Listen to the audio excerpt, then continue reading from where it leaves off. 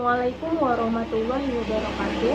Perkenalkan, saya Dinda Wulandari dengan NIM 2015471029 dari reguler 1 tingkat 2. Di sini saya akan menjelaskan mengenai perubahan fisiologis pada sistem hormonal ibu nifas. Baiklah, yang pertama yaitu hormon endofrin. Hormon endofrin ini merupakan hormon yang mendominasi dalam waktu 24 jam pasca ibu melahirkan. Lalu, apa yang dimaksud dengan hormon endofrin ini? Hormon endofrin merupakan hormon yang memunculkan perasaan baik untuk mengatasi rasa sakit pada ibu setelah melahirkan. Pada hari ketiga dan keempat, hormon ini mengalami penurunan yang mengakibatkan ibu mengalami depresi. Ibu juga selalu merasa dirinya itu sendiri dan juga ibu mengalami ketakutan. Untuk menstabilkan emosi itu sendiri, ibu perlu perbanyak kontak kulit dengan bayi. Contohnya dengan berpelukan. Nah, bersentuhan ini sendiri dapat merangsang pelepasan oksitosin dan juga dapat membangun ikatan emosi antara ibu dan bayi. Yang kedua adalah hormon plasenta atau HPL. Keluarnya plasenta dapat menimbulkan penurunan hormon yang diproduksi oleh plasenta itu sendiri. Contohnya hormon estrogen dan progesteron. Penurunan hormon plasenta, estrogen, progesteron, serta plasenta enzim insulinase membalik efek diabetagonik kehamilan sehingga kadar gula darah dalam tubuh menurun pada masa nifas. Nah, efek diabetagonik kehamilan ini sendiri merupakan efek yang memperparah atau memperberat diabetes mellitus atau dapat menimbulkan diabetes mellitus gestasional. Yang ketiga, ada hormon pituitari. Contohnya prolaktin, FSH, dan juga LH.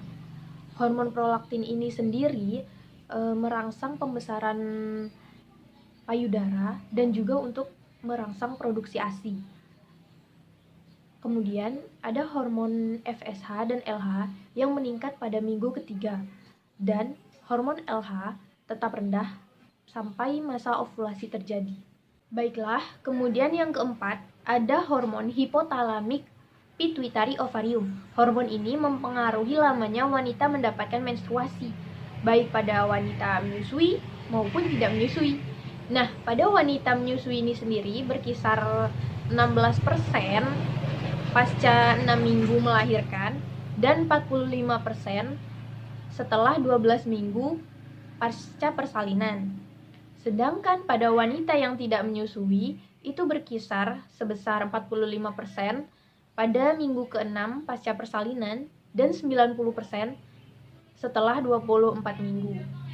Baiklah, yang selanjutnya, yang kelima adalah hormon oksitosin.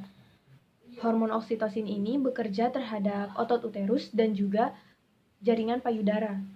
Hormon ini berperan dalam pelepasan plasenta dan juga mempertahankan kontraksi sehingga mencegah terjadinya perdarahan.